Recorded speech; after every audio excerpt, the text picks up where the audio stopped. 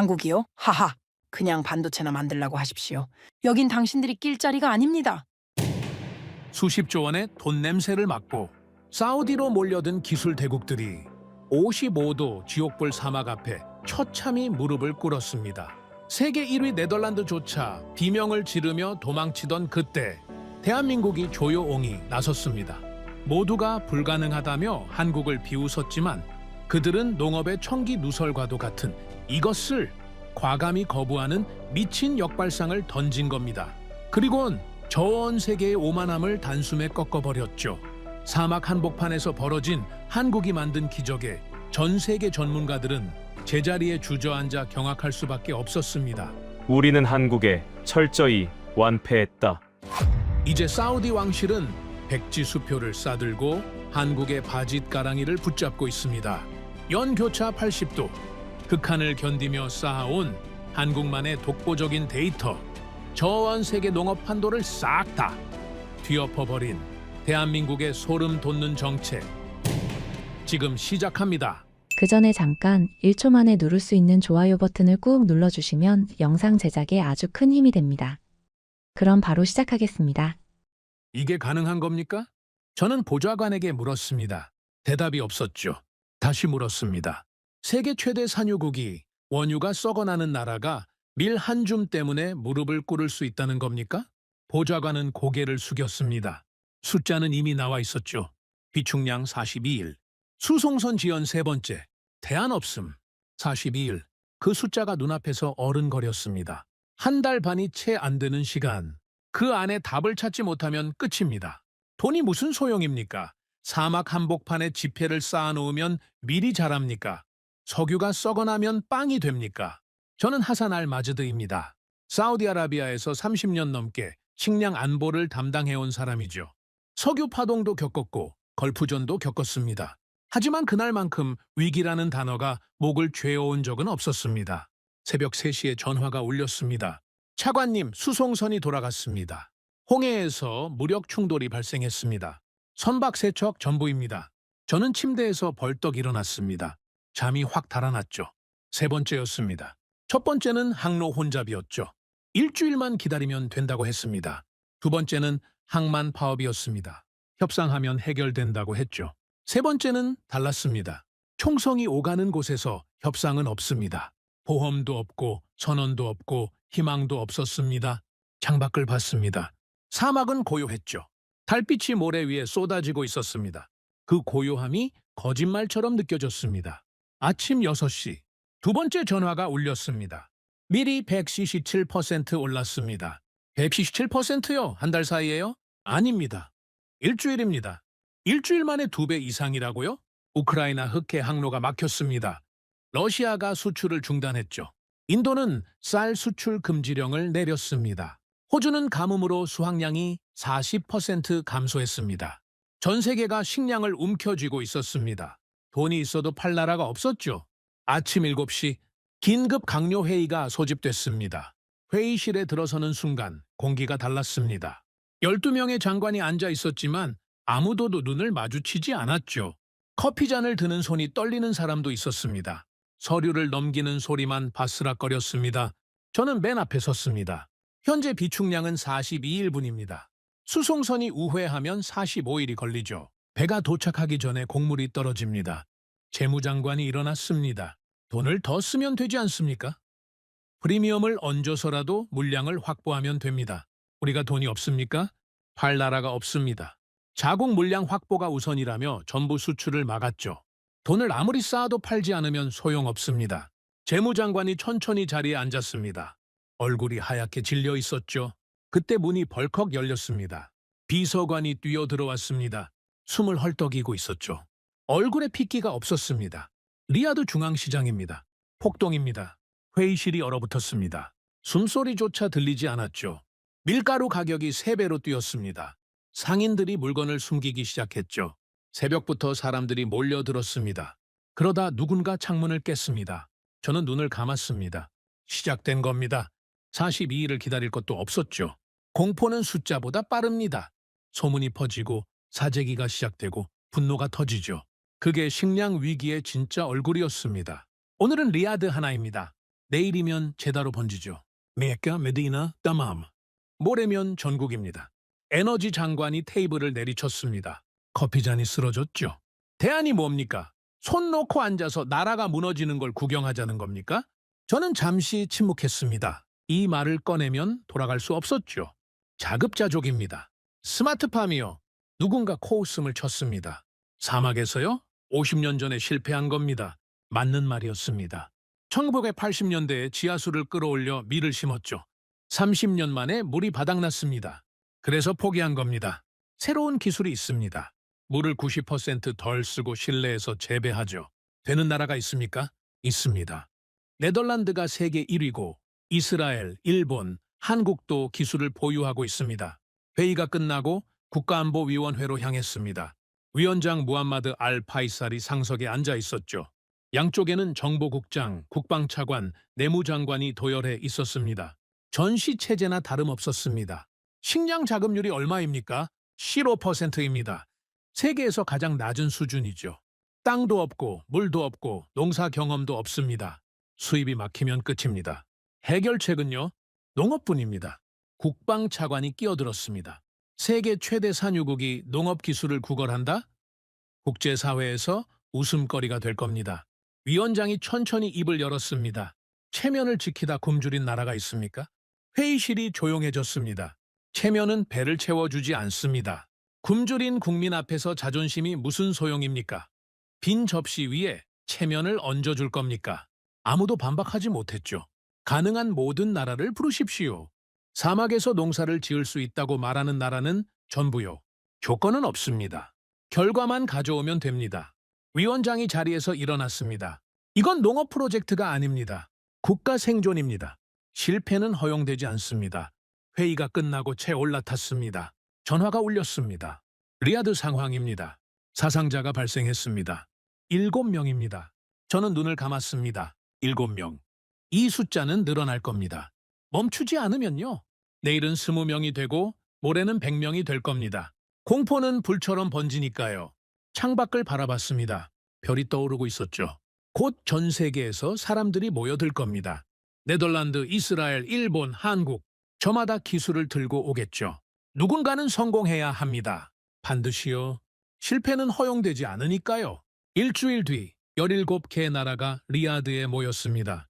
저는 회의장 입구에 서서 그들을 지켜봤죠. 미국, 네덜란드, 이스라엘, 일본, 호주, 독일, 스페인. 쟁쟁한 이름들이었습니다. 양복을 빳빳하게 차려입은 사람들이 서류 가방을 들고 줄지어 들어왔죠. 자신만만한 표정이었습니다. 당연하죠. 세계에서 가장 부유한 나라가 돈을 쓰겠다고 손을 내밀었으니까요. 누구든 군침을 흘릴만 했습니다. 한국팀은 맨 마지막에 들어왔습니다. 4명이었죠. 다른 나라들이 10명, 20명씩 데려온 것과 비교하면 초라해 보였습니다. 양복도 수수했죠. 화려한 장비도 없었습니다. 노트북 하나와 서류 몇 장이 전부였습니다. 보좌관이 속삭였습니다. 저 팀이 한국입니다. 인원이 적군요. 저는 고개를 끄덕였죠. 첫인상은 강하지 않았습니다. 발표가 시작됐습니다. 첫 번째는 미국이었죠. 대형 스크린이 켜졌습니다. 화려한 그래픽이 쏟아졌습니다. 최첨단 수경 재배, 인공지능 환경 제어, 자동화 수확 로봇. 실리콘밸리에서 가져온 것 같은 발표였죠. 생산량 300% 증가, 물 사용량 70% 절감. 인상적이었습니다. 하지만 질문이 있었죠. 외부 기온 50도에서 테스트한 적 있습니까? 발표자가 멈칫했습니다. 저희 시스템은 주로 온대 기후에서 최적화되어 있습니다. 캘리포니아, 텍사스 지역에서 그러면 안 됩니다. 회의장이 조용해졌습니다. 우리는 캘리포니아가 아닙니다. 사막입니다. 50도에서 작동하지 않으면 의미가 없습니다. 미국 팀은 더 이상 대답하지 못했습니다. 탈락이었죠. 두 번째는 이스라엘이었습니다. 사막 농업의 선구자라고 자부하는 나라였죠. 실제로 네게브 사막에서 농사를 짓고 있었습니다. 기대가 됐죠. 발표가 끝나고 제가 물었습니다. 물 공급원은 어떻게 됩니까? 지하수와 해수 담수화를 병행합니다. 우리 지하수는 30년 전에 바닥났습니다. 해수 담수화 연간 비용은요? 발표자가 계산기를 두드렸습니다. 잠시 후 얼굴이 어두워졌죠. 약 40억 달러입니다. 회의장이 웅성거렸습니다. 물값만 40억 달러라니요. 농사 짓기도 전에 그 돈이 나간다고요? 경제성이 없습니다. 다음, 이스라엘 팀도 물러났습니다. 호주, 독일, 스페인, 일본. 발표가 이어졌지만 결과는 비슷했습니다. 하나같이 사막의 현실을 모르고 있었죠. 어떤 팀은 냉방 비용을 계산하지 않았습니다. 어떤 팀은 모래 폭풍을 고려하지 않았죠. 12번째 발표가 끝났을 때 저는 지쳐 있었습니다.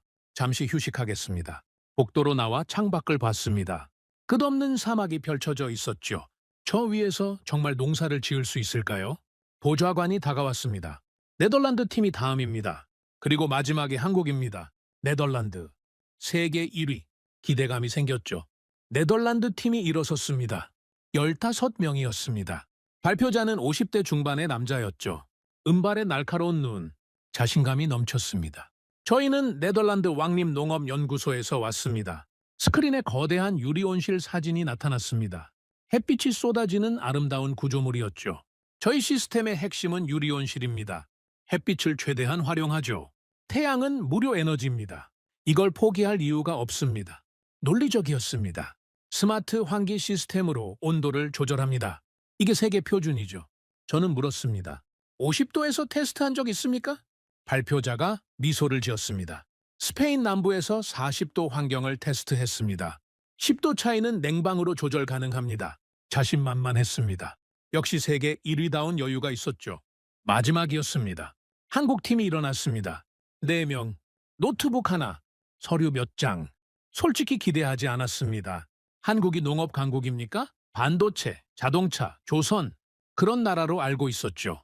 농업은 아니었습니다. 스크린에 사진이 나타났습니다. 회의장이 술렁였죠. 창문이 없는 콘크리트 건물이었습니다. 농장처럼 보이지 않았죠. 거대한 창고 같았습니다. 누군가 물었습니다. 저게 농장입니까? 햇빛은 어떻게 들어갑니까?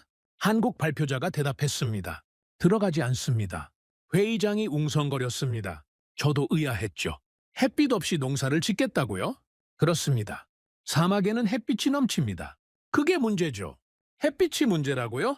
정확히 말하면 열입니다. 유리온실은 햇빛과 함께 열도 들여보냅니다. 외부 50도면 내부는 70도까지 올라가죠. 냉방으로 감당할 수 없습니다. 저는 몸을 앞으로 기울였습니다. 저희는 발상을 바꿨습니다. 햇빛을 포기하고 LED 인공광을 사용합니다. 열 발생량이 태양의 10분의 1이죠. 외부 50도에서 내부 20도를 유지합니다. 물 사용량은 95% 절감됩니다. 사막에서 테스트한 적 있습니까? 아랍에미리트에서 2년간 운영했습니다. 외부 55도에서 내부 18도를 유지했죠. 55도에서 18도라고요? 저는 네덜란드 팀을 슬쩍 봤습니다. 표정이 굳어 있었죠. 마지막 질문입니다. 왜 한국입니까? 농업 강국이 아니지 않습니까? 한국 발표자가 잠시 침묵했습니다. 맞습니다. 한국은 농업 강국이 아닙니다. 국토의 70%가 산이죠. 평야가 부족합니다. 여름엔 습하고 겨울엔 얼어붙습니다. 농사짓기 좋은 환경이 아닙니다. 그가 잠시 멈췄습니다. 그래서 다른 길을 찾아야 했습니다. 땅이 없으면 실내에서, 물이 부족하면 순환해서, 햇빛이 과하면 인공광으로. 저희는 부족해서 강해진 나라입니다. 회의장이 조용해졌습니다. 부족해서 강해진 나라. 그 말이 가슴에 박혔습니다. 50년 전 삽을 들고 이 사막에 왔던 사람들이 떠올랐죠. 아무것도 없어서 맨몸으로 온 사람들. 낮에는 열기에 쓰러지고 밤에는 모래를 팠던 사람들. 그들의 후손이 지금 기술을 들고 왔습니다. 17개 나라 중 15개가 탈락했습니다. 남은 건 둘이었죠. 네덜란드, 세계 1위. 햇빛을 받아들이는 유리온실, 검증된 기술, 화려한 실적. 한국, 무명의 도전자, 햇빛을 막는 밀폐형 농장. 숫자는 좋지만 아직 증명되지 않은 방식.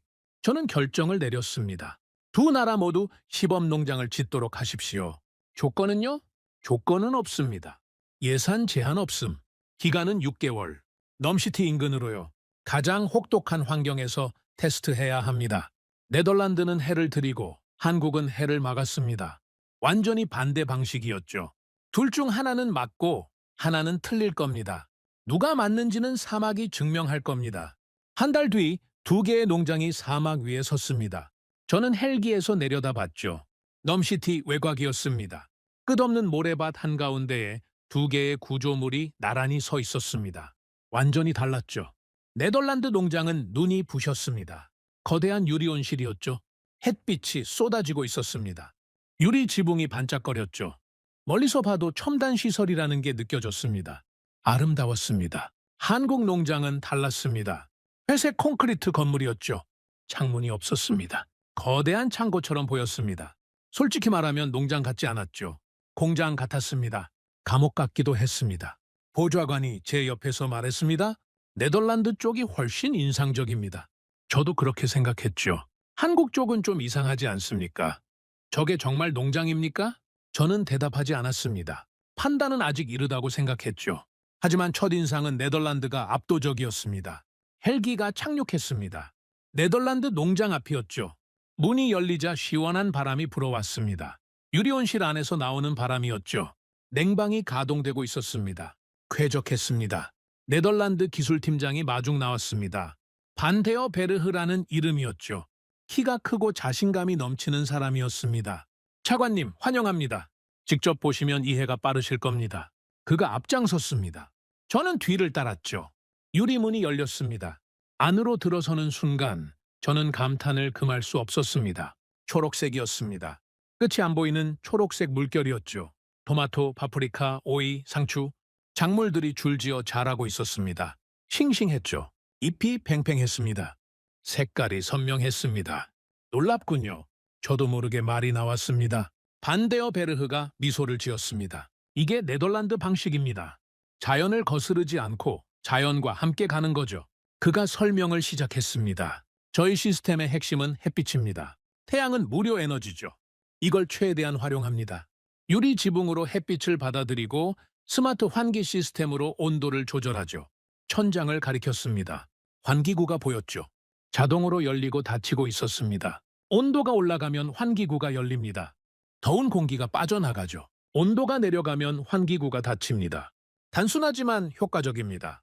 저는 고개를 끄덕였습니다. 논리적이었죠. 현재 외부 기온은 몇 도입니까? 45도입니다. 내부는요? 28도를 유지하고 있습니다. 45도에서 28도, 17도 차이를 만들어내고 있었죠. 인상적이었습니다. 에너지 소비는요? 예상 범위 아닙니다. 냉방 시스템이 가동되고 있지만 햇빛을 이용하기 때문에 조명 비용이 없죠. 전체적으로 효율적입니다. 저는 작물 사이를 걸었습니다. 토마토가 주렁주렁 달려 있었죠. 붉은색이 선명했습니다. 손으로 만져봤습니다. 단단했죠. 건강해 보였습니다. 수확은 언제쯤 가능합니까? 2주 뒤면 첫 수확이 나옵니다. 그때 품질을 확인하실 수 있죠. 저는 만족했습니다. 역시 세계 1위였죠. 기대를 저버리지 않았습니다. 문제는 없습니까? 반데어 베르흐가 어깨를 으쓱했습니다. 없습니다. 모든 것이 예상대로 진행되고 있죠. 저희는 이 일을 50년 넘게 해왔습니다. 사막이라고 다를 건 없습니다. 자신감이 넘쳤습니다. 당연했죠. 세계 1위니까요. 농장을 나서며 저는 보좌관에게 말했습니다. 인상적이군요. 역시 네덜란드입니다. 저도 그렇게 생각합니다. 한국 쪽은 어떻게 하시겠습니까? 저는 잠시 생각했습니다. 가봐야죠. 공정하게 평가해야 하니까요. 사실 기대는 크지 않았습니다. 네덜란드를 보고 난 뒤라 더 그랬죠. 비교가 될 것 같지 않았습니다. 차로 10분을 이동했습니다. 한국 농장 앞에 도착했죠. 가까이서 보니 더 이상했습니다. 정말 창고 같았죠. 회색 벽, 철문, 환기구 몇 개. 그게 전부였습니다. 유리온실의 화려함과는 비교할 수 없었죠. 한국 기술팀장이 마중 나왔습니다. 김현우라는 이름이었죠. 안경을 쓴 40대 남자였습니다. 말이 적었습니다. 차관님, 어서 오십시오. 그게 전부였죠. 긴 인사도 화려한 설명도 없었습니다. 안으로 들어가시죠. 절문이 열렸습니다. 저는 안으로 들어갔죠. 첫 느낌은 어둠이었습니다. 아니, 어둡지는 않았습니다. 하지만 햇빛이 없었죠. 대신 보라색 빛이 가득했습니다. LED 조명이었습니다. 천장 전체에서 보라색 빛이 쏟아지고 있었죠. 이상한 광경이었습니다. 농장이라기보다 우주선 내부 같았죠. 이게 뭡니까? 저도 모르게 물었습니다. 김 팀장님이 대답했습니다. 인공광입니다. 식물이 광합성에 필요한 파장만 정확하게 쏴주죠. 빨간색과 파란색을 섞으면 보라색으로 보입니다. 저는 주위를 둘러봤습니다. 작물들이 자라고 있었죠. 딸기, 상추, 토마토. 네덜란드 농장과 품목은 비슷했습니다. 하지만 분위기가 완전히 달랐죠. 네덜란드 농장은 밝고 개방적이었습니다. 한국 농장은 어둡고 밀폐적이었죠. 네덜란드는 자연스러웠고 한국은 인위적이었습니다. 햇빛이 없어도 됩니까? 됩니다. 식물에게 필요한 건 햇빛이 아니라 특정 파장의 빛이죠. 저희는 그것만 정확하게 제공합니다. 저는 고개를 갸웃거렸습니다. 이론은 알겠지만 뭔가 부자연스러웠죠. 현재 외부 기온은 몇 도입니까? 3분 6도입니다. 내부는요? 김 팀장님이 벽에 붙은 모니터를 가리켰습니다. 20도입니다. 20도요? 저는 눈을 깜빡였습니다. 네덜란드가 28도였죠. 한국은 20도라고요? 어떻게 그게 가능합니까? 외부가 46도인데요. 햇빛을 차단했기 때문입니다. 열이 들어오지 않으면 온도를 낮추기 쉽죠. 단순한 설명이었습니다. 하지만 논리적이었죠. 저는 작물들을 살펴봤습니다. 딸기가 자라고 있었죠. 아직 익지 않았습니다. 초록색이었죠. 하지만 잎이 건강해 보였습니다. 수확은 언제쯤 가능합니까? 3주 뒤입니다. 네덜란드보다 일주일 늦었죠. 역시 네덜란드가 앞서고 있었습니다. 문제는 없습니까? 김 팀장님이 잠시 생각했습니다. 없습니다. 그게 전부였죠. 긴 설명도 자신감 넘치는 어조도 없었습니다. 그냥 사실만 말했습니다. 농장을 나서며 저는 생각했습니다. 두 농장은 완전히 달랐죠. 네덜란드는 자연을 이용했고 한국은 자연을 차단했습니다.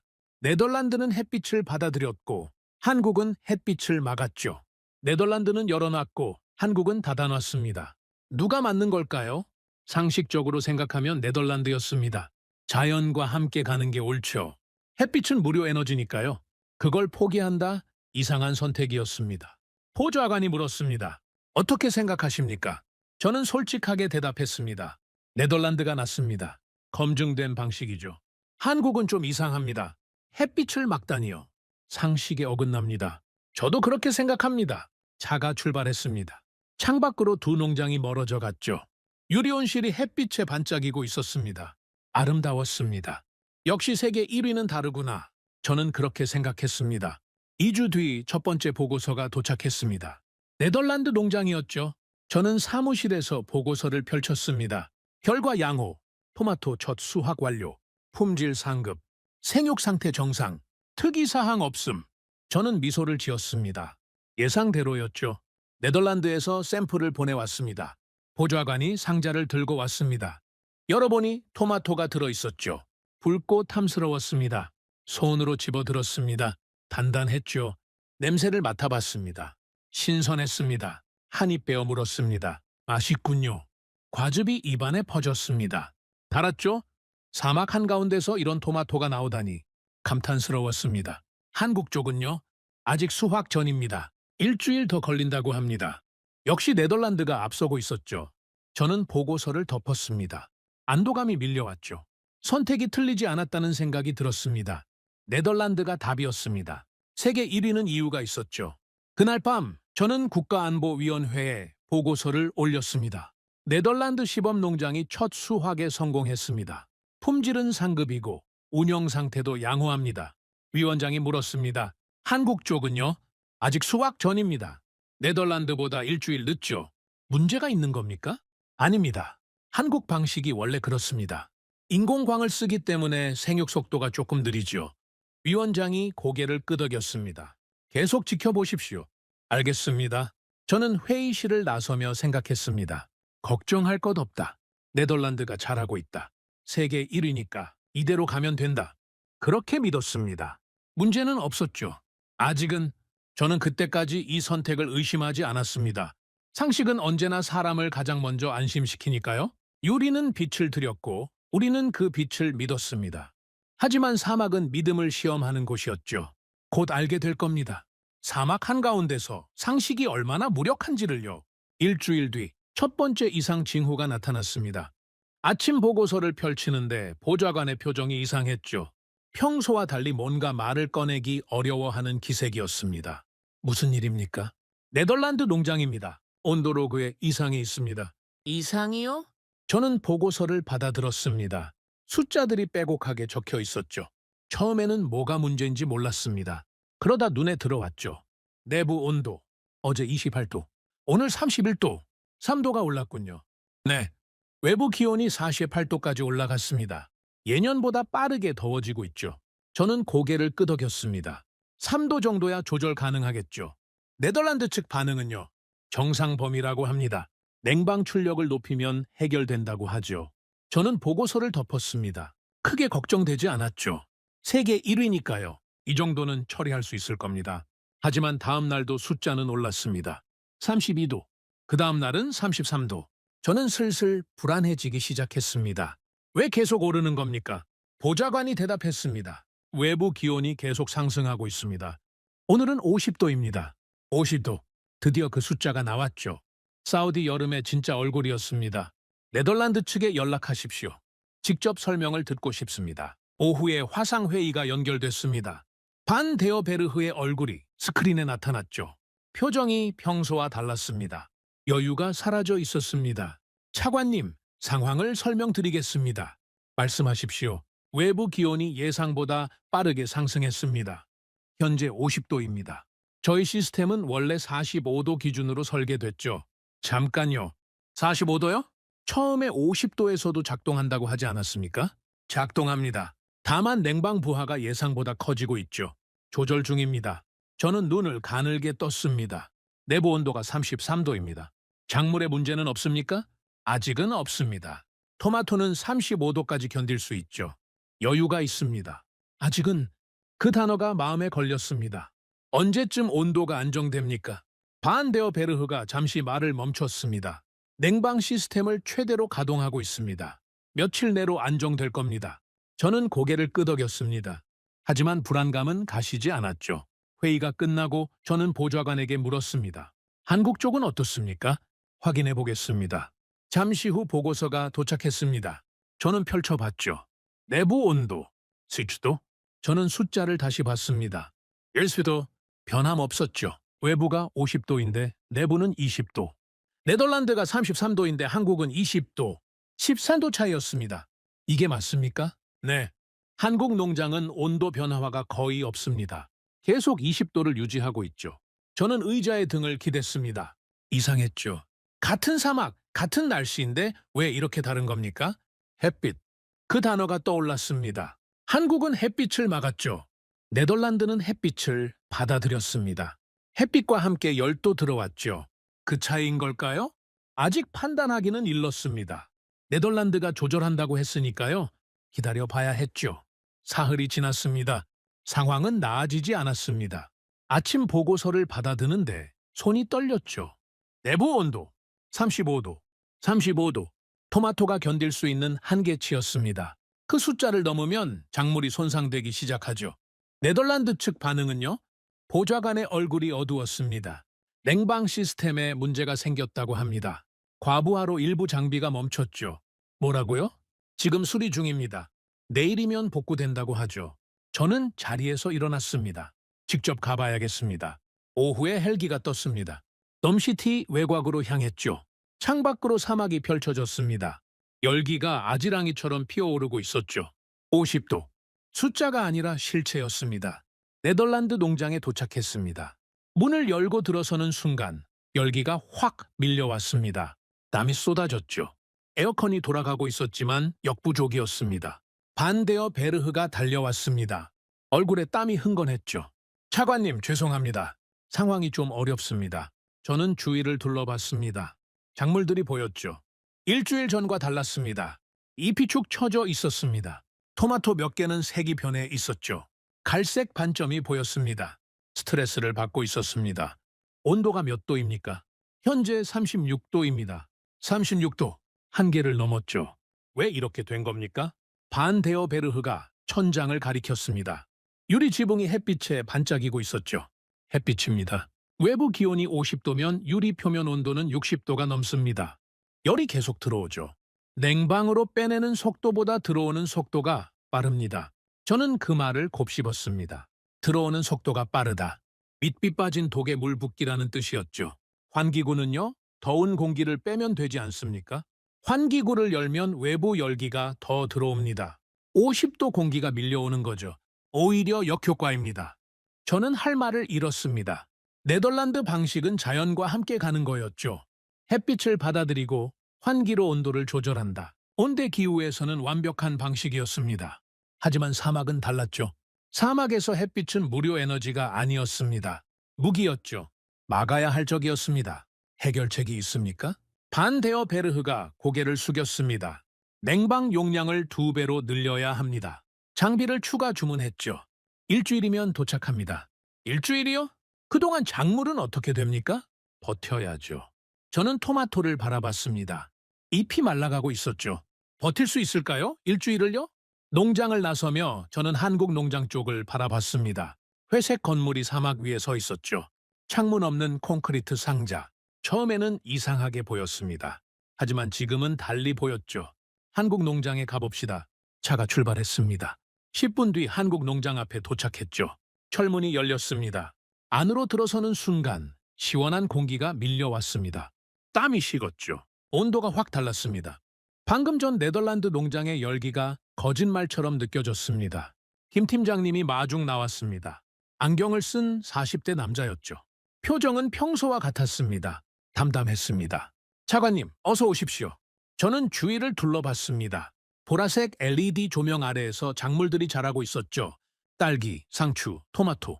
잎이 팽팽했습니다. 싱싱했죠. 스트레스의 흔적이 없었습니다. 네덜란드 농장에서 본 시들어가는 잎이과는 완전히 달랐습니다. 현재 내부 온도가 몇 도입니까? 김 팀장님이 벽에 모니터를 가리켰습니다. 20도입니다. 외부가 50도인데요?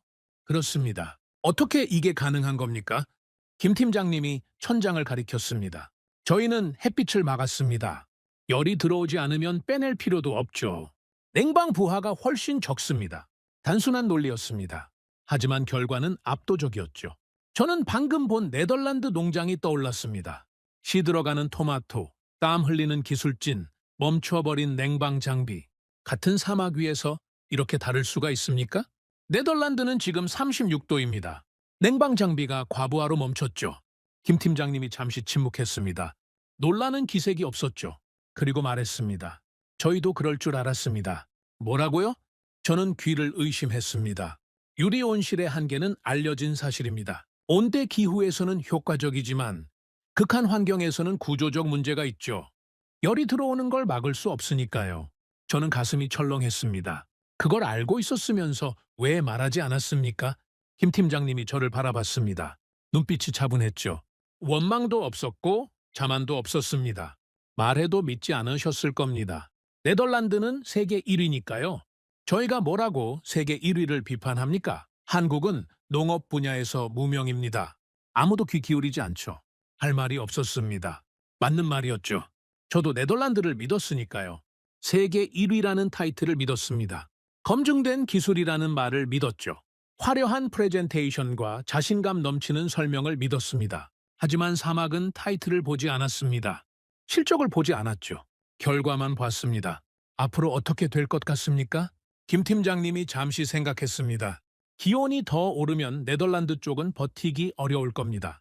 냉방 용량을 늘려도 구조적 한계가 있죠. 유리는 열을 가두니까요. 온실 효과라는 게 원래 그런 겁니다. 열을 가두는 거죠. 추운 곳에서는 장점이지만 더운 곳에서는 치명적입니다. 저는 고개를 끄덕였습니다. 한국은 괜찮습니까? 저희는 50도든 55도든 상관없습니다. 햇빛을 차단했으니까요. 외부 온도가 아무리 올라도 내부에는 영향이 없습니다. 저희가 상대하는 건 외부 열기가 아니라 내부 장비 열뿐이죠. 그건 통제 가능합니다. 저는 농장을 천천히 둘러봤습니다. 딸기가 익어가고 있었죠.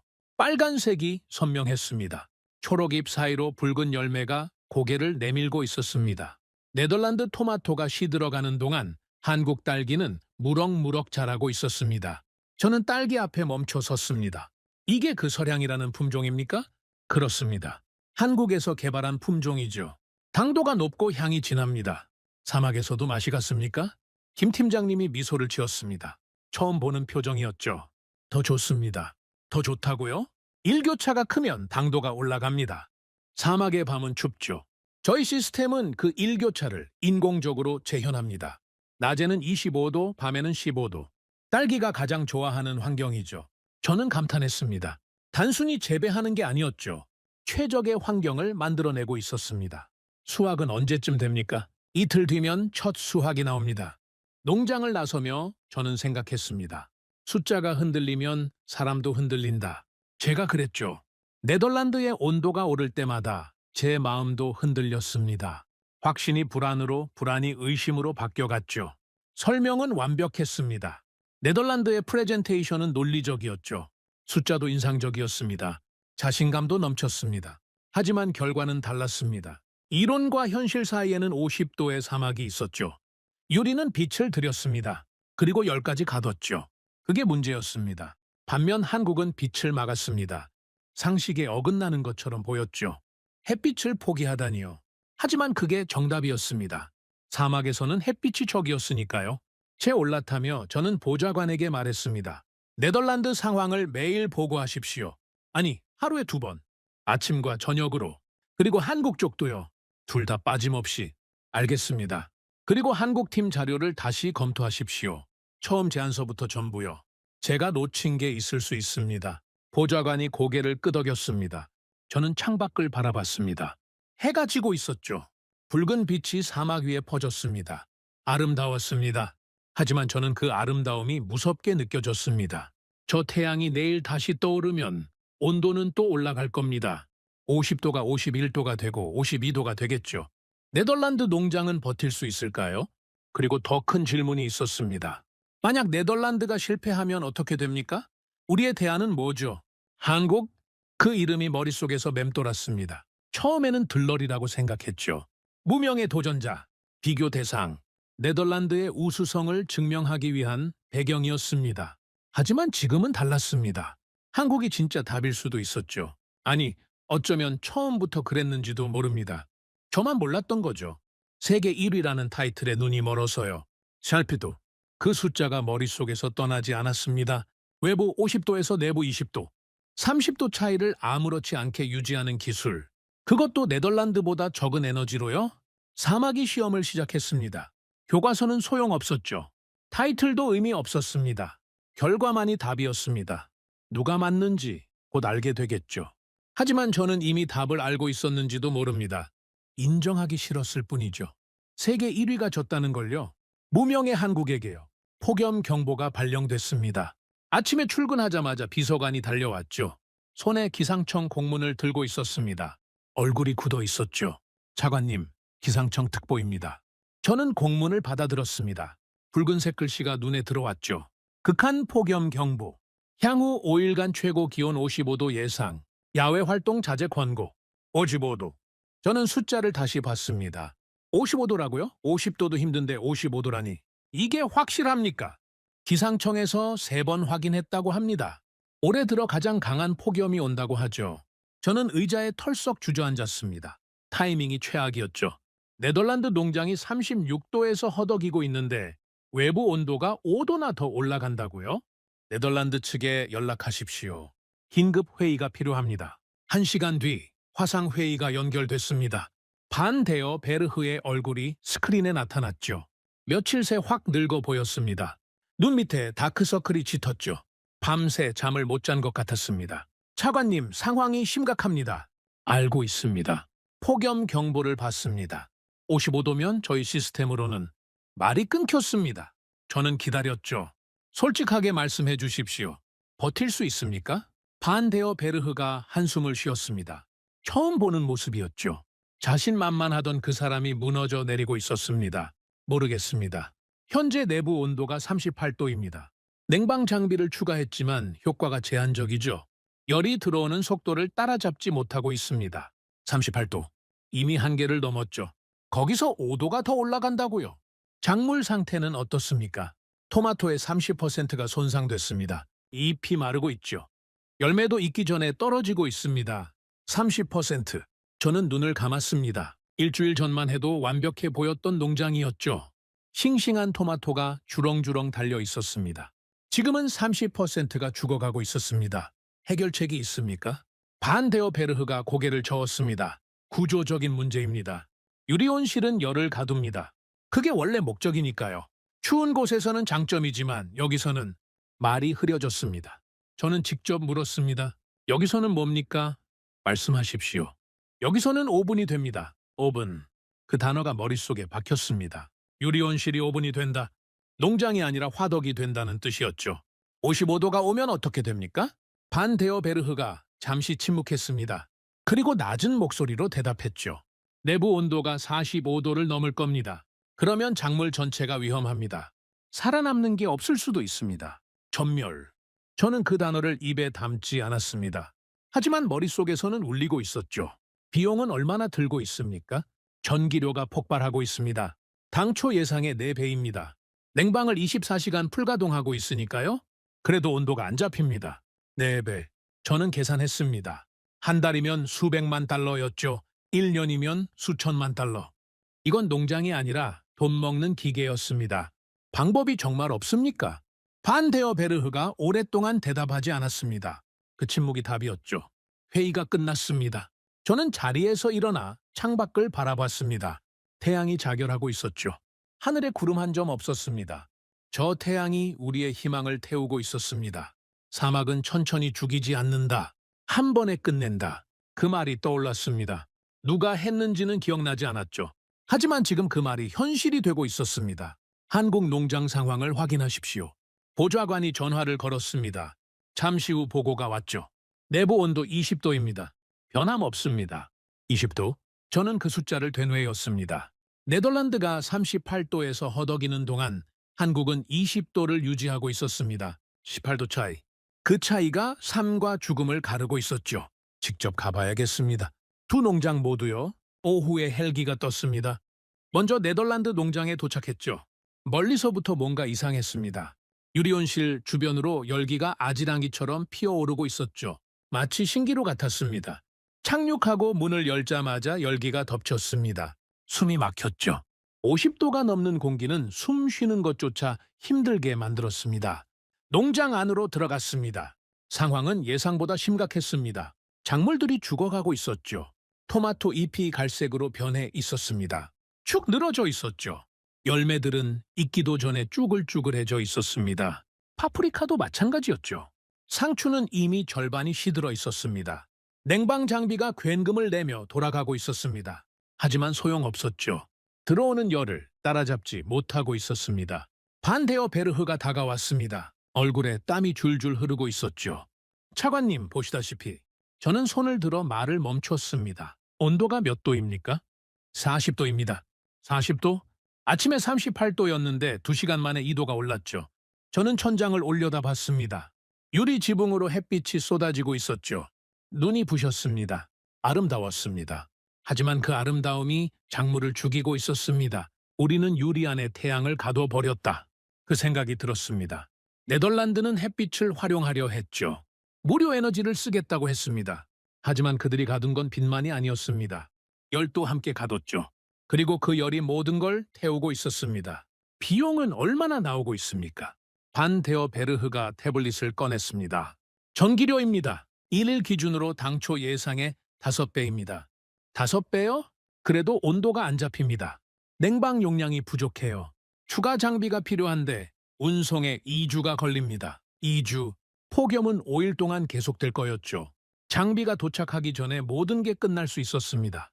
솔직하게 말씀해 주십시오. 이 농장이 살아남을 수 있습니까? 반 데어 베르흐가 저를 바라봤습니다. 눈빛이 흔들리고 있었죠. 자신감이 사라져 있었습니다. 저도 모르겠습니다. 최선을 다하고 있지만 말이 끊겼습니다. 저는 더 묻지 않았습니다. 대답은 이미 나와 있었죠. 농장을 나섰습니다. 뒤를 돌아봤죠. 유리온실이 햇빛에 반짝이고 있었습니다. 일주일 전만 해도 희망의 상징이었죠. 지금은 거대한 오븐이었습니다. 한국 농장으로 갑시다. 차가 출발했습니다. 10분 거리였지만 그 10분이 길게 느껴졌죠. 한국 농장은 어떨까요? 네덜란드처럼 무너지고 있을까요? 아니면 다를까요? 한국 농장에 도착했습니다. 회색 콘크리트 건물이 사막 위에 서 있었죠. 창문 없는 상자. 처음에는 이상하게 보였던 그 건물이 지금은 다르게 보였습니다. 견고해 보였죠. 묵직해 보였습니다. 철문이 열렸습니다. 안으로 들어서는 순간 시원한 공기가 밀려왔죠. 저는 멈춰 섰습니다. 방금 전 네덜란드 농장에서 느꼈던 열기가 거짓말 같았습니다. 여기는 완전히 다른 세상이었죠. 서늘했습니다. 쾌적했습니다. 땀이 식었죠. 김 팀장님이 마중 나왔습니다. 표정은 여전히 담담했죠. 차관님, 어서 오십시오. 저는 주위를 둘러봤습니다. 보라색 LED 조명 아래에서 작물들이 자라고 있었죠. 딸기, 상추, 토마토. 전부 싱싱했습니다. 잎이 팽팽했죠. 스트레스의 흔적이 없었습니다. 네덜란드에서 본 시들어가는 작물들과는 완전히 달랐습니다. 같은 사막 위에 있다는 게 믿기지 않았죠. 현재 외부 온도가 몇 도입니까? 52도입니다. 내부는요? 김 팀장님이 벽에 모니터를 가리켰습니다. 20도입니다. 20도. 저는 그 숫자를 바라봤습니다. 네덜란드가 40도일 때 한국은 20도. 똑같은 52도 사막 위에서 20도 차이가 났죠. 네덜란드는 지금 40도입니다. 작물의 절반이 죽어가고 있죠. 여기는 어떻게 이렇게 다른 겁니까? 김 팀장님이 천장을 가리켰습니다. 저희는 햇빛을 막았습니다. 저 위에 단열재가 있죠.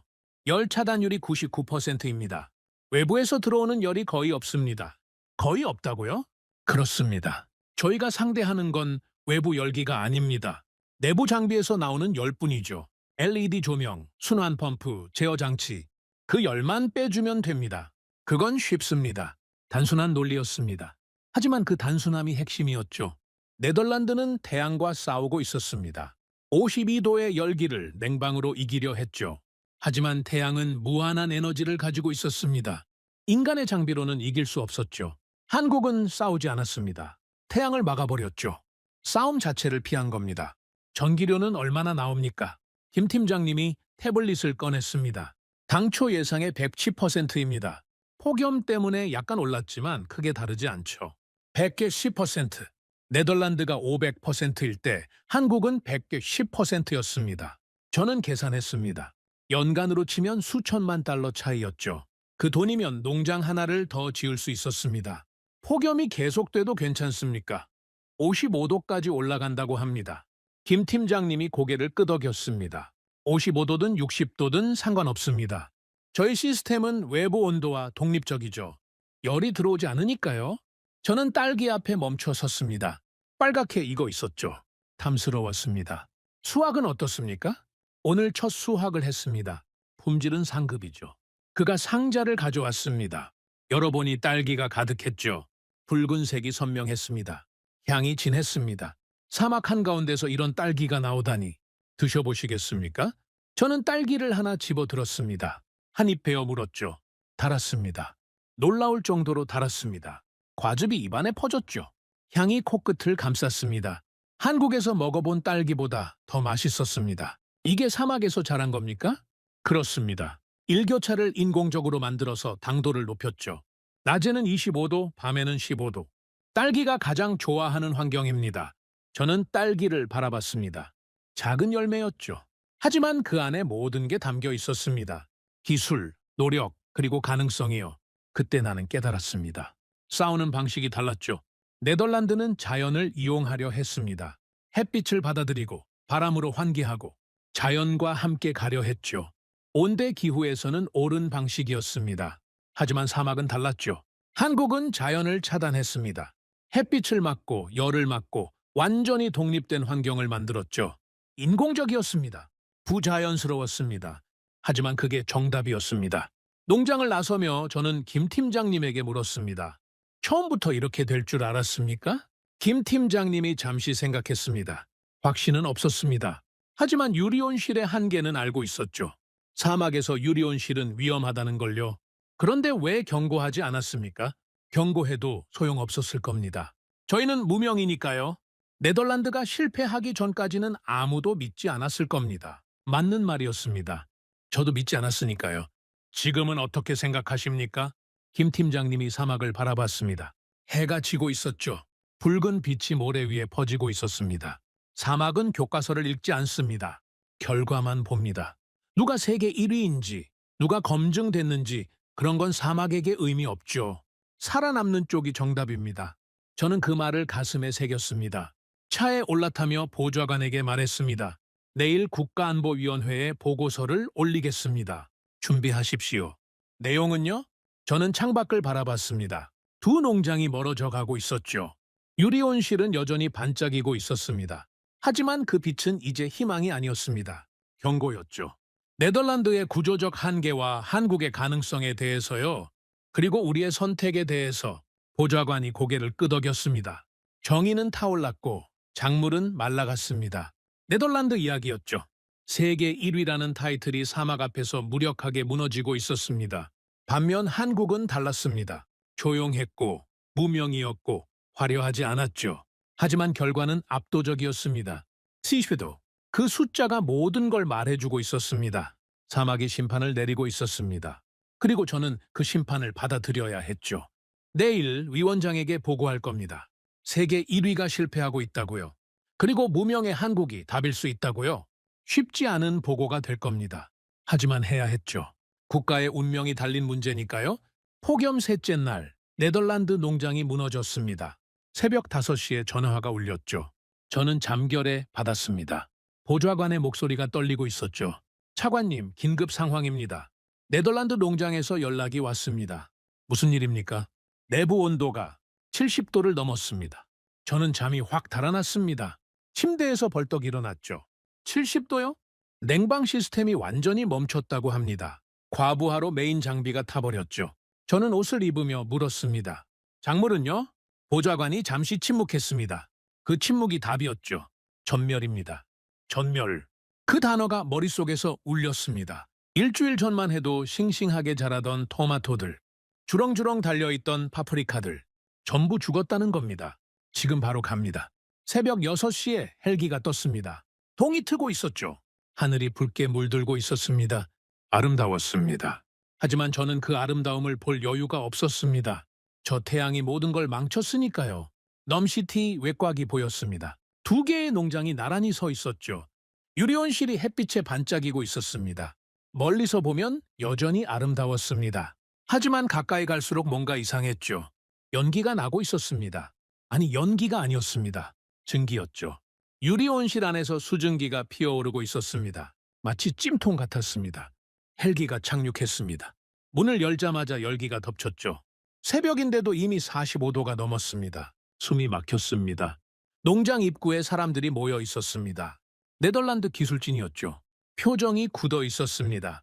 아무도 말이 없었습니다. 반 데어 베르흐가 다가왔습니다. 처음 봤을 때와 완전히 다른 사람이었죠. 어깨가 축 처져 있었습니다. 눈빛이 꺼져 있었습니다. 자신만만하던 그 모습은 어디에도 없었습니다. 차관님, 목소리가 갈라졌습니다. 말을 잇지 못했죠. 저는 물었습니다. 안으로 들어갈 수 있습니까? 반데어 베르흐가 고개를 저었습니다. 위험합니다. 내부 온도가 아직 60도가 넘습니다. 장비가 식을 때까지 기다려야 합니다. 60도요? 저는 유리온실을 바라봤습니다. 유리 너머로 안이 보였죠. 하지만 김이 서려서 희미했습니다. 잠깐만 들어가 보겠습니다. 차관님, 정말 위험합니다. 저는 그의 말을 무시하고 문 쪽으로 걸어갔습니다. 직접 봐야 했죠. 내 눈으로 확인해야 했습니다. 문이 열렸습니다.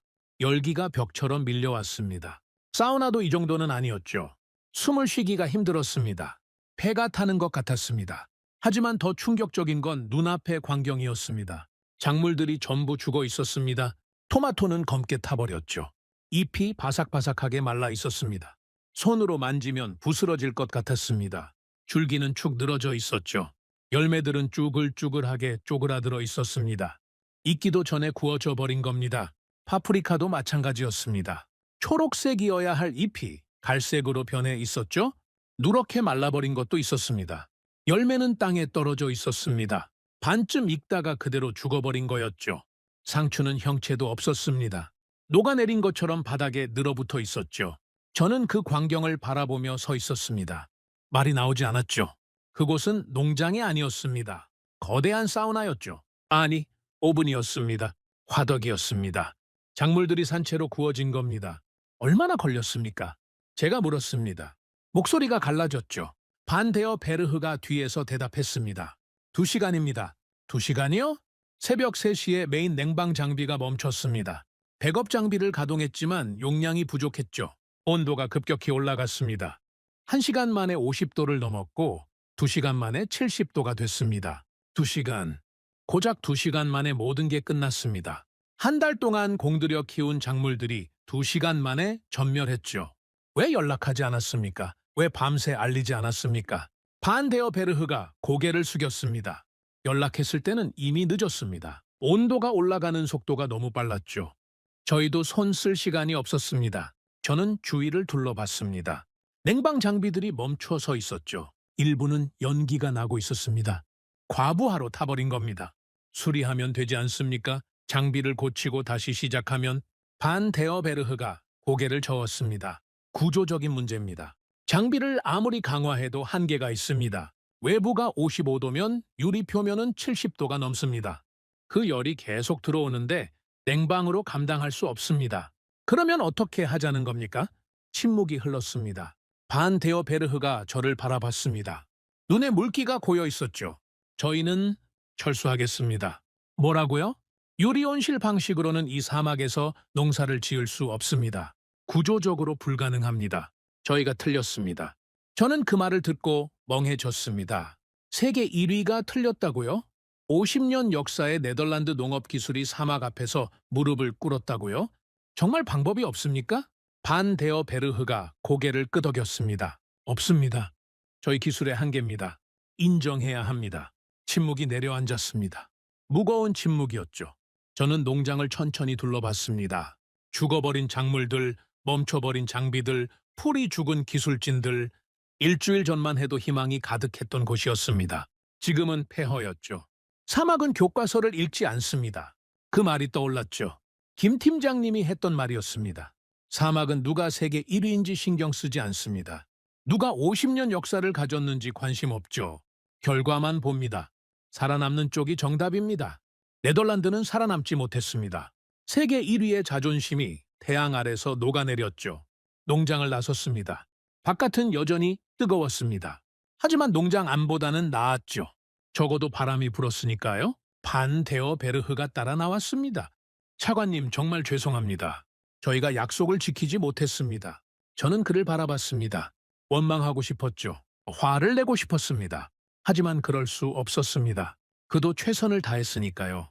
단지 방식이 틀렸을 뿐이었습니다. 돌아가십시오. 네덜란드로요.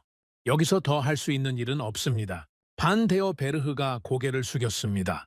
한국 쪽은 어떻습니까? 저는 잠시 멈췄습니다. 그리고 대답했죠. 20도입니다. 변함없이요. 반 데어 베르흐의 얼굴에 복잡한 표정이 스쳤습니다. 놀라움, 부러움, 그리고 자책, 그 모든 게 섞여 있었죠. 그들이 맞았군요. 햇빛을 막는 게 답이었습니다. 그렇습니다. 저희는 왜 그 생각을 못했을까요? 저는 대답하지 않았습니다. 대답할 필요가 없었죠. 그도 이미 알고 있었으니까요. 자만이었습니다. 세계 1위라는 타이틀에 취해서 다른 가능성을 보지 못했던 거죠. 저도 마찬가지였습니다. 한국 농장에 가봐야겠습니다. 차가 출발했습니다. 10분 거리. 같은 사막 위였죠. 같은 55도의 열기 속이었습니다. 한국 농장에 도착했습니다. 회색 콘크리트 건물이 묵직하게 서 있었죠. 창문 없는 상자. 처음에는 이상하게 보였던 그 건물이 지금은 요새처럼 보였습니다. 사막의 열기를 막아내는 방벽이었죠. 철문이 열렸습니다. 안으로 들어서는 순간 시원한 공기가 밀려왔습니다. 저는 멈춰 섰습니다. 방금 전 네덜란드 농장에서 느꼈던 열기가 거짓말 같았죠. 70도의 지옥에서 20도의 천국으로 온 기분이었습니다. 같은 사막 위에 이런 곳이 있다니 믿기지 않았습니다. 김 팀장님이 마중 나왔습니다. 표정은 여전히 담담했죠. 차관님, 어서 오십시오. 네덜란드 쪽 소식 들었습니다. 저는 고개를 끄덕였습니다. 직접 보고 왔습니다. 전멸이었습니다. 김 팀장님이 잠시 침묵했습니다. 승리의 기쁨 같은 건 없었죠. 오히려 안타까운 표정이었습니다. 안타깝습니다. 그분들도 최선을 다했을 텐데요. 저는 그 말에 조금 놀랐습니다. 경쟁자가 무너졌는데 기뻐하지 않다니요. 기쁘지 않습니까? 이겼는데요. 김 팀장님이 고개를 저었습니다. 이긴 게 아닙니다. 저희는 그냥 살아남은 거죠. 사막 앞에서는 누구도 이길 수 없습니다. 버티는 것뿐입니다. 겸손한 말이었습니다. 하지만 진심이 느껴졌죠. 저는 농장을 둘러봤습니다. 보라색 LED 조명 아래에서 작물들이 자라고 있었죠. 딸기, 상추, 토마토. 전부 싱싱했습니다. 네덜란드 농장에서 본 참혹한 광경과는 완전히 달랐습니다. 현재 상태는 어떻습니까? 김 팀장님이 모니터를 가리켰습니다. 내부 온도 20도, 습도 65%, 이산화탄소 농도 800 ppm. 전부 정상 범위입니다. 외부가 55도인데요. 상관없습니다. 저희 시스템은 외부와 독립적이니까요. 저는 딸기 앞에 멈춰 섰습니다. 빨갛게 익어 있었죠. 탐스러웠습니다. 방금 전 본 검게 탄 토마토와는 완전히 다른 세상이었습니다. 수확은 어떻습니까? 순조롭습니다. 매일 50kg씩 나오고 있죠. 품질도 상급입니다. 50kg. 네덜란드가 전멸하는 동안 한국은 수확을 하고 있었습니다. 같은 사막, 같은 날씨에서요? 위원장님께 보고해야겠습니다. 저는 농장을 나서며 말했습니다.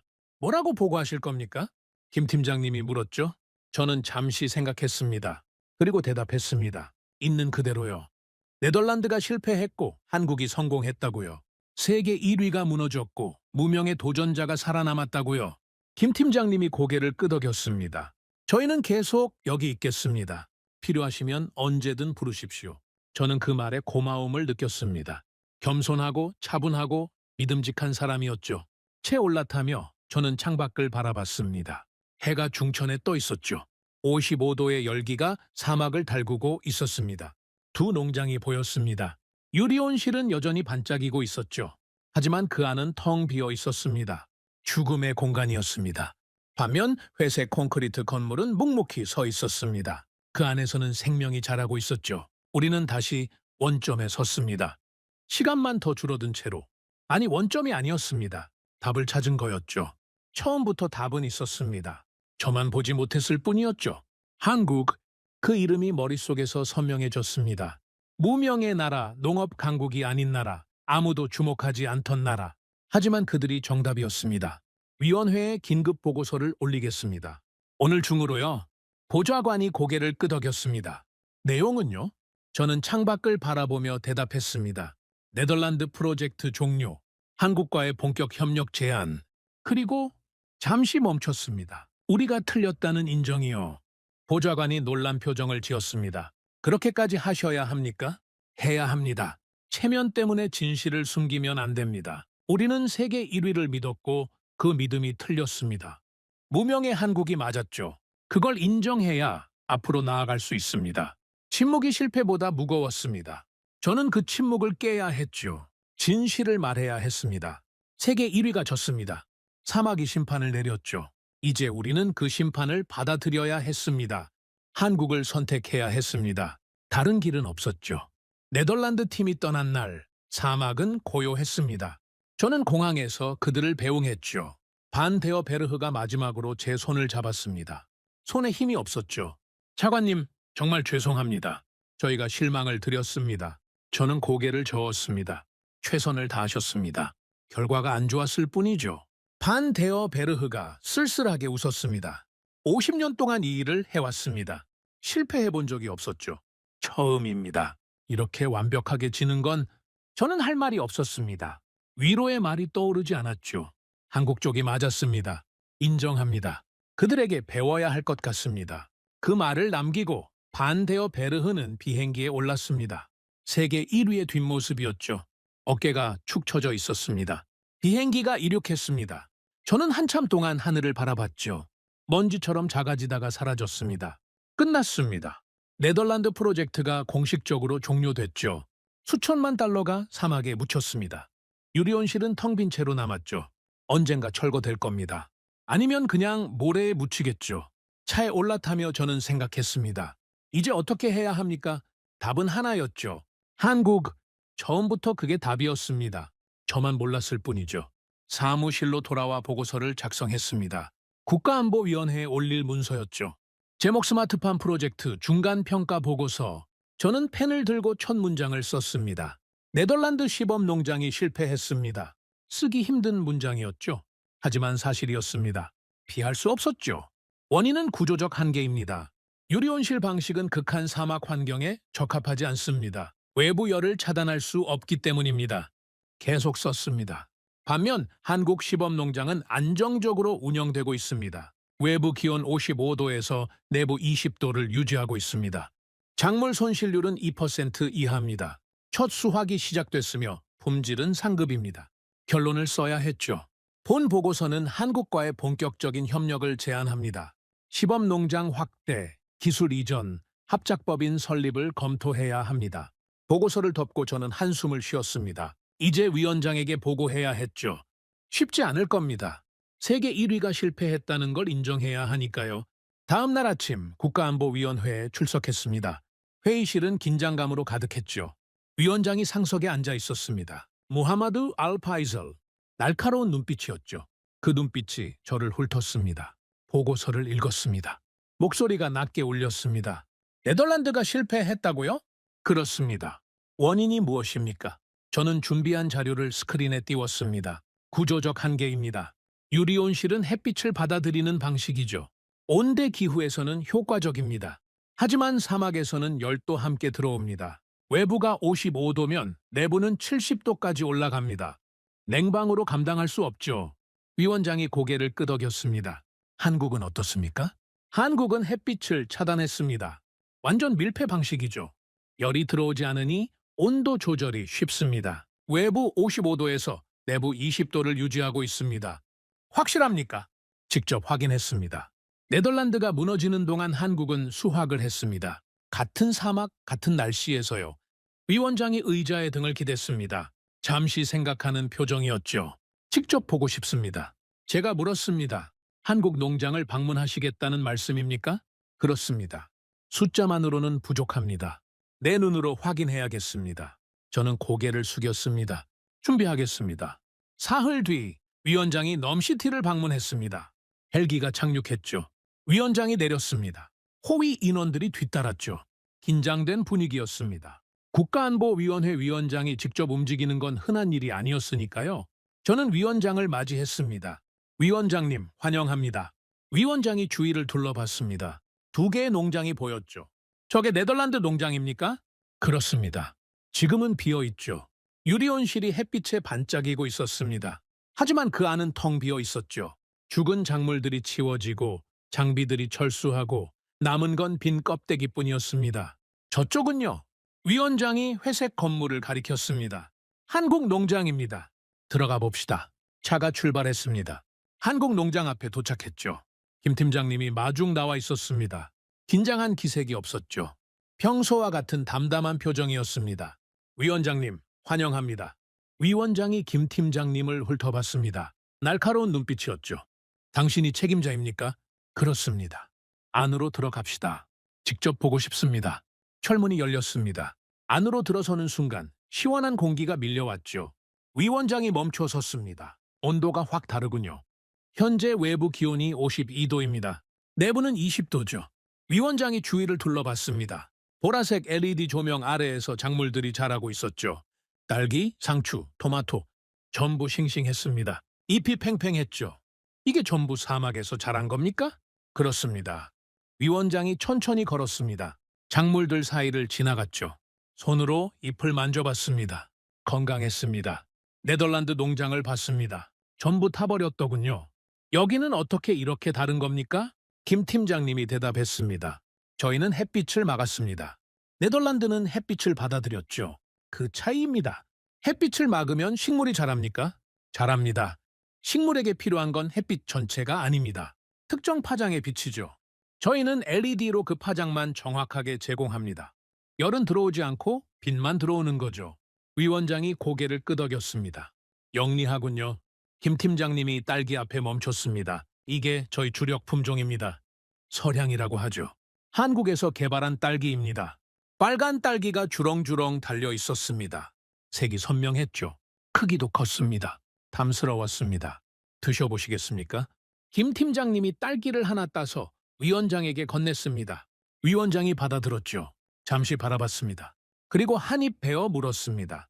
회의실이 조용해졌습니다. 모든 시선이 위원장에게 집중됐죠. 저도 숨을 죽이고 지켜봤습니다. 위원장의 표정이 변했습니다. 처음에는 무표정이었죠. 그러다 눈이 커졌습니다. 놀란 표정이었죠. 그리고 천천히 씹기 시작했습니다. 1번, 2번, 3번. 삼키고 나서 위원장이 입을 열었습니다. 달군요? 김 팀장님이 고개를 끄덕였습니다. 당도가 슈세브릭스입니다. 일반 딸기보다 높죠? 향도 진합니다. 일교차를 인공적으로 만들어서 향을 강화했습니다. 낮에는 25도, 밤에는 15도. 딸기가 가장 좋아하는 환경이죠. 위원장이 남은 딸기를 바라봤습니다. 그리고 나머지도 입에 넣었죠. 천천히 씹었습니다. 삼킨 뒤 위원장이 말했습니다. 이제까지 내가 먹은 딸기는 전부 쓰레기였군. 저는 그 말을 듣고 가슴이 뛰었습니다. 위원장이 인정한 겁니다. 세계 최고 수준의 품질이라는 걸. 사막 한가운데서 이런 맛이 나온다는 걸. 김 팀장님이 담담하게 대답했습니다. 감사합니다. 저희도 이 맛을 내기 위해 오래 연구했습니다. 위원장이 농장을 천천히 둘러봤습니다. 토마토, 상추, 파프리카 전부 살펴봤죠. 모니터도 확인했습니다. 온도, 습도, 이산화탄소 농도. 숫자들이 안정적으로 유지되고 있었죠. 비용은 얼마나 듭니까? 위원장이 물었습니다. 김 팀장님이 태블릿을 꺼냈습니다. 현재 운영비입니다. 전기료, 인건비, 유지보수 포함이죠. 네덜란드 방식의 절반 이하입니다. 절반이요? 그렇습니다. 저희는 냉방 부하가 적습니다. 열이 들어오지 않으니까요. 그래서 전기료가 적게 나옵니다. 위원장이 숫자를 확인했습니다. 고개를 끄덕였죠. 경제성도 있군요. 있습니다. 3년이면 투자비를 회수합니다. 그 이후로는 순이익이죠. 위원장이 저를 바라봤습니다. 차관, 왜 처음부터 한국을 선택하지 않았습니까? 저는 솔직하게 대답했습니다. 네덜란드가 세계 1위였기 때문입니다. 검증된 기술, 50년 역사, 화려한 실적. 그걸 믿었죠. 한국은 무명이었습니다. 농업 강국도 아니었죠. 선택하기 어려웠습니다. 지금은 어떻게 생각합니까? 저는 잠시 멈췄습니다. 그리고 대답했죠. 틀렸습니다. 제가 틀렸습니다. 타이틀만 보고 본질을 보지 못했죠. 한국은 처음부터 정답이었습니다. 위원장이 고개를 끄덕였습니다. 인정하는 건 좋습니다. 하지만 늦었군요. 시간을 낭비했습니다. 저는 고개를 숙였습니다. 죄송합니다. 사과는 필요 없습니다. 앞으로 어떻게 할 건지가 중요하죠. 위원장이 김 팀장님을 바라봤습니다. 확대할 수 있습니까? 이 규모를 10배, 100배로 늘릴 수 있습니까? 김 팀장님이 대답했습니다. 가능합니다. 모듈 방식이라서 확장이 쉽죠. 설계만 되면 빠르게 늘릴 수 있습니다. 시간은 얼마나 걸립니까? 첫 번째 확장 농장은 6개월이면 됩니다. 이후로는 더 빨라지죠. 경험이 쌓이니까요. 위원장이 고개를 끄덕였습니다. 기술 이전은 가능합니까? 저희가 직접 운영할 수 있도록요. 가능합니다. 교육 프로그램을 만들 수 있죠. 저희 기술진이 와서 가르칠 수 있습니다. 위원장이 잠시 생각했습니다. 그리고 결정을 내렸죠. 좋습니다. 계약을 추진하십시오.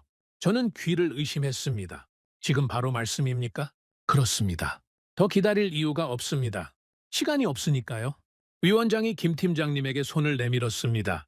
한국과 함께하겠습니다. 조건은 협의하면 됩니다. 중요한 건 속도입니다. 김 팀장님이 손을 잡았습니다. 악수했죠. 영광입니다. 최선을 다하겠습니다. 그 순간 저는 가슴이 벅차올랐습니다. 그들은 설명하지 않았습니다. 숫자가 대신 말했죠. 화려한 프레젠테이션도 없었고 자신만만한 어조도 없었습니다. 그냥 결과를 보여줬죠. 컬집도 그 숫자 하나가 모든 걸 증명했습니다. 사막 한가운데서 식물들은 편안해 보였습니다. 스트레스 없이 평화롭게 자라고 있었죠. 52도의 지옥 바깥에서 20도의 천국을 만들어낸 겁니다. 그날 저는 처음으로 계산을 멈췄습니다. 비용, 효율, 위험. 그런 숫자들이 머릿속에서 사라졌죠. 대신 다른 게 느껴졌습니다. 감탄이었습니다. 존경이었습니다. 이 사람들이 해낸 일에 대한 경외심이었죠. 기술은 작물을 살렸습니다. 그리고 맛은 사람을 움직였죠. 위원장의 한마디가 모든 걸 바꿨습니다. 이제까지 내가 먹은 딸기는 전부 쓰레기였군. 그 말이 계속 머릿속에서 맴돌았습니다. 농장을 나서며 위원장이 저에게 말했습니다. 잘 추진하십시오. 실패는 허용되지 않습니다. 저는 고개를 숙였습니다. 명심하겠습니다. 헬기가 이륙했습니다. 창밖으로 두 농장이 보였죠. 유리온실은 텅 비어 있었습니다. 회색 건물은 묵묵히 서 있었죠. 승자와 패자. 그 차이가 너무 선명했습니다. 하지만 저는 알고 있었죠. 한국은 승자가 아니었습니다. 그냥 살아남은 거였죠. 사막 앞에서 겸손하게, 현명하게 버텨낸 거였습니다. 그리고 그게 진짜 강함이었습니다. 화려함이 아니라 결과, 자신감이 아니라 실력, 타이틀이 아니라 본질. 한국은 그걸 보여줬습니다. 저는 창밖을 바라보며 생각했습니다. 이제 시작이다. 진짜 시작이다. 사막이 다시 숨쉬기 시작할 겁니다. 한국의 기술로요. 계약은 일주일 만에 체결됐습니다. 저는 계약서에 서명하며 손이 떨렸죠. 30년 공직 생활에서 수많은 문서에 서명했습니다. 하지만 이 계약서는 달랐죠. 국가의 운명이 담긴 종이었습니다. 한국 측 대표가 맞은편에 앉아 있었습니다. 김 팀장님도 함께였죠. 그는 여전히 담담한 표정이었습니다. 조건을 다시 확인하겠습니다. 저는 계약서를 읽었습니다. 스마트팜 기술 전면 이전, 합작법인 설립, 현지 인력 교육, 5년 내 자체 운영 체제 구축. 한국 측 대표가 고개를 끄덕였습니다. 그렇습니다. 저희는 기술을 숨기지 않습니다. 전부 가르쳐 드리죠. 사우디가 스스로 운영할 수 있도록요. 저는 의아했습니다. 왜 그렇게까지 합니까? 기술을 넘겨주면 더 이상 저희가 필요 없어지지 않습니까? 한국 측 대표가 미소를 지었습니다. 그게 저희 방식입니다. 물고기를 주는 게 아니라 낚는 법을 가르치는 거죠. 사우디가 성공하면 저희도 성공하는 겁니다. 중동 전체로 퍼질 테니까요. 저는 그 말에 감탄했습니다. 당이 이익이 아니라 장기 파트너십을 생각하는 거였죠. 가격은요? 협의한 대로입니다. 시장 가격보다 낮습니다. 저는 숫자를 확인했습니다. 정말 낮았죠. 네덜란드가 제시했던 금액의 70%였습니다. 왜 이렇게 낮습니까? 김 팀장님이 대답했습니다. 첫 번째 프로젝트니까요. 저희도 사막에서 대규모로 운영하는 건 처음입니다. 함께 배우는 거죠. 성공하면 다음 프로젝트는 제대로 된 가격을 받겠습니다. 솔직한 말이었습니다. 겸손했죠. 하지만 그 겸손 뒤에 자신감이 느껴졌습니다. 저는 펜을 들었습니다. 서명했죠? 한국 측 대표도 서명했습니다. 계약이 체결됐습니다. 악수를 나눴죠. 김 팀장님이 제 손을 잡았습니다. 잘 부탁드립니다. 최선을 다하겠습니다. 저는 고개를 끄덕였습니다. 저희도 최선을 다하겠습니다. 함께 성공합시다. 그날 밤 저는 사무실에 홀로 남아 창밖을 바라봤습니다. 리야드의 야경이 펼쳐져 있었죠. 불빛들이 반짝이고 있었습니다. 저 불빛 아래에서 사람들이 살고 있었죠. 밥을 먹고 가족과 시간을 보내고 내일을 걱정하는 사람들. 그들을 위해 이 계약을 한 겁니다. 국가가 굶지 않게 하기 위해서요. 42일. 처음 그 숫자를 들었을 때가 떠올랐습니다. 비축량 42일. 그 숫자 앞에서 모든 게 무너지는 것 같았죠. 돈도, 석유도, 자존심도 아무 소용 없었습니다. 하지만 이제 달랐습니다. 희망이 생겼죠. 작은 희망이었지만 분명한 희망이었습니다. 한국, 그 이름이 머릿속에서 빛나고 있었습니다. 석 달이 지났습니다. 첫 번째 확장 농장이 완공됐죠. 기존 시범 농장의 10배 규모였습니다. 넘시티 외곽에 거대한 회색 건물들이 줄지어 섰죠. 창문 없는 콘크리트 상자들. 처음에는 이상해 보였지만 이제는 익숙해졌습니다. 희망의 상징이었죠. 저는 완공식에 참석했습니다. 김 팀장님이 안내를 맡았죠. 농장 안으로 들어갔습니다. 시원한 공기가 밀려왔습니다. 익숙한 느낌이었죠. 하지만 규모가 달랐습니다. 끝이 안 보였죠. 보라색 LED 조명 아래로 작물들이 끝없이 펼쳐져 있었습니다. 딸기, 토마토, 파프리카, 상추, 오이. 종류도 다양해졌죠. 생산량이 얼마나 됩니까? 저는 물었습니다. 김 팀장님이 태블릿을 꺼냈습니다. 하루 500kg입니다. 한 달이면 15톤이죠. 1년이면 180톤입니다. 해화치우톤. 숫자가 실감나지 않았죠. 그게 얼마나 되는 겁니까? 리야드 인구의 1%를 먹일 수 있습니다. 1%. 작은 숫자 같았죠. 하지만 시작이었습니다. 확장 계획은요? 6개월 뒤에 두 번째 농장이 완공됩니다. 그 다음은 세 번째, 네 번째. 2년 안에 10개 농장을 목표로 하고 있죠. 10개면 10%였습니다. 리야드 인구의 10%를 사막에서 자란 채소로 먹일 수 있다는 뜻이었죠. 품질은 어떻습니까? 김 팀장님이 딸기를 하나 따서 건넸습니다. 직접 확인해 보시죠. 저는 딸기를 받아 들었습니다. 빨갛고 탐스러웠죠. 한 입 베어 물었습니다. 달았습니다. 처음 먹었을 때와 같은 맛이었죠. 아니, 더 좋아진 것 같았습니다. 맛이 더 좋아졌군요. 환경을 최적화했습니다. 온도, 습도, 영양분 배합을 세밀하게 조정했죠. 계속 개선하고 있습니다. 저는 농장을 천천히 둘러봤습니다. 한국 기술진과 사우디 현지 직원들이 함께 일하고 있었죠.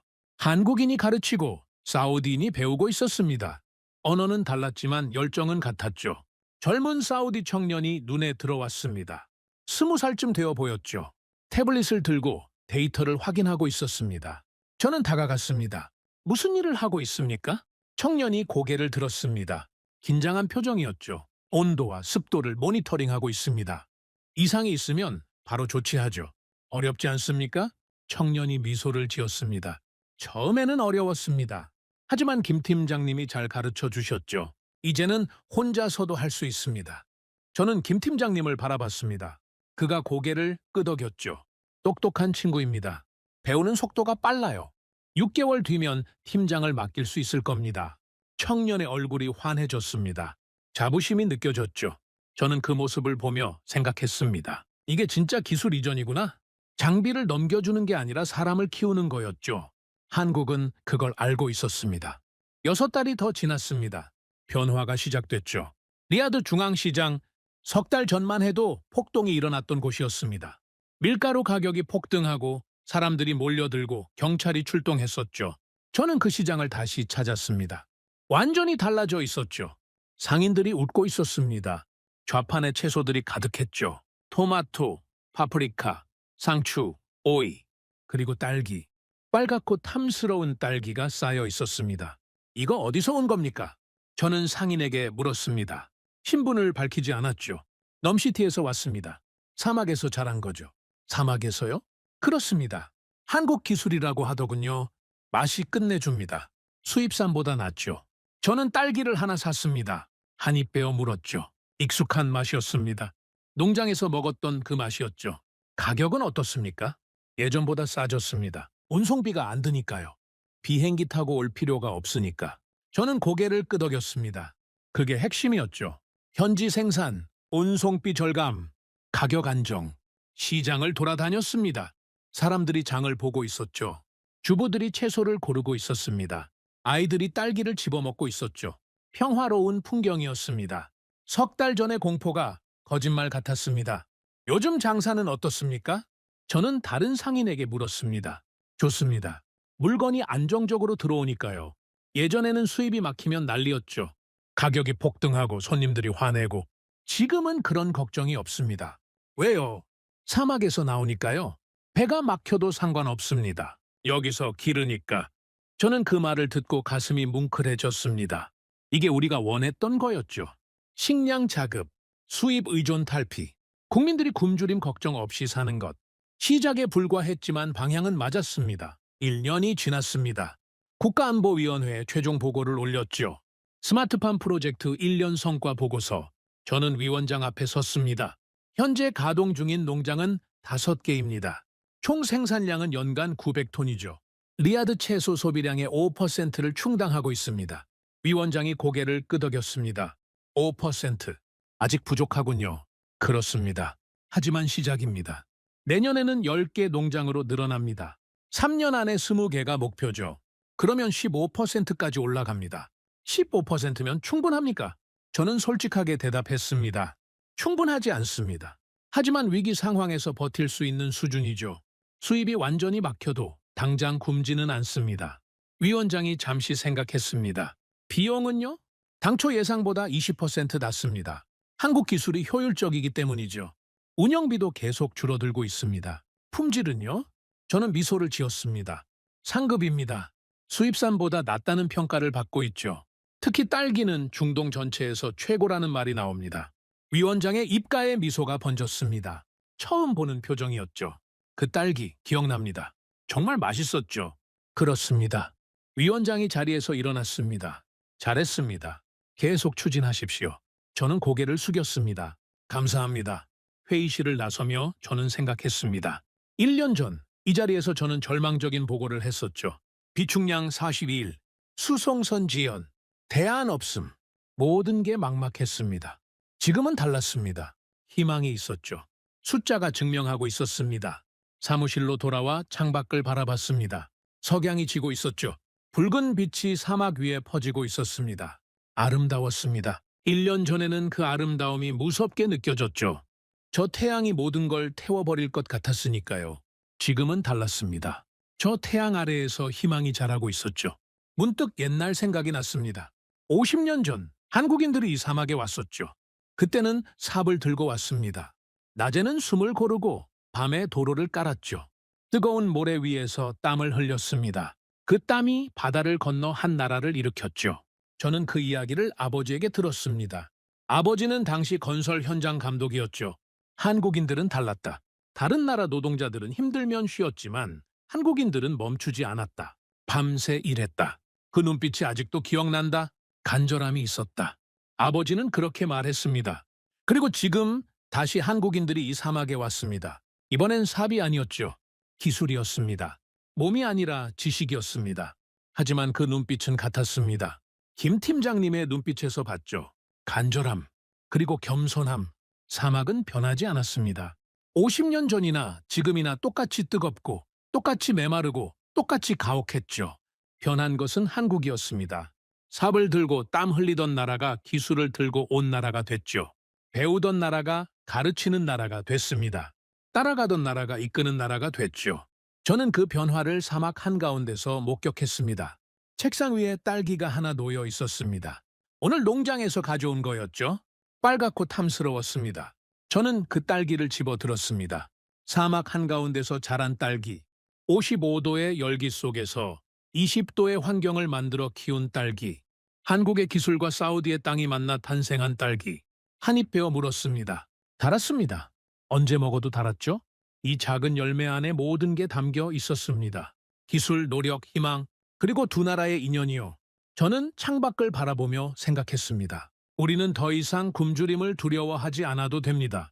수송선이 막혀도, 국제 정세가 흔들려도 사막 위에서 식량이 자라니까요. 이건 농업 프로젝트가 아니었습니다. 국가가 다시 숨을 쉬는 방식이었죠. 한국은 결과로 답했습니다. 화려한 말이 아니라 숫자로, 자신감이 아니라 실력으로, 약속이 아니라 결과로요. 저는 펜을 들고 일기장을 펼쳤습니다. 오랜만에 쓰는 일기였죠. 마지막 문장을 적었습니다. 오늘 나는 사막 한가운데서 대한민국의 현재를 보았다. 그들은 더 이상 삽을 들고 땀 흘리는 나라가 아니었다. 기술로 불가능을 가능으로 바꾸는 나라였다. 그리고 그 기술이 우리를 살렸다. 펜을 내려놓았습니다. 창밖으로 별이 떠오르고 있었죠. 사막의 밤하늘은 언제나 아름다웠습니다. 저는 의자에 등을 기대고 눈을 감았습니다. 41일. 그 숫자로 시작된 이야기였죠.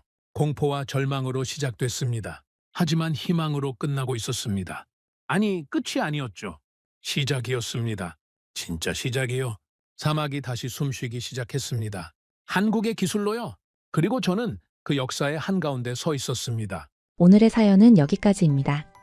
구독과 좋아요는 영상 제작에 아주 큰 힘이 됩니다. 지금까지 감동테라스 저는 소희였습니다. 오늘도 우리 구독자님들의 가정에 따뜻한 행복이 가득하시길 진심으로 바라겠습니다. 긴 영상 끝까지 시청해주셔서 정말 감사합니다. 내일 더 좋은 이야기로 찾아뵙겠습니다.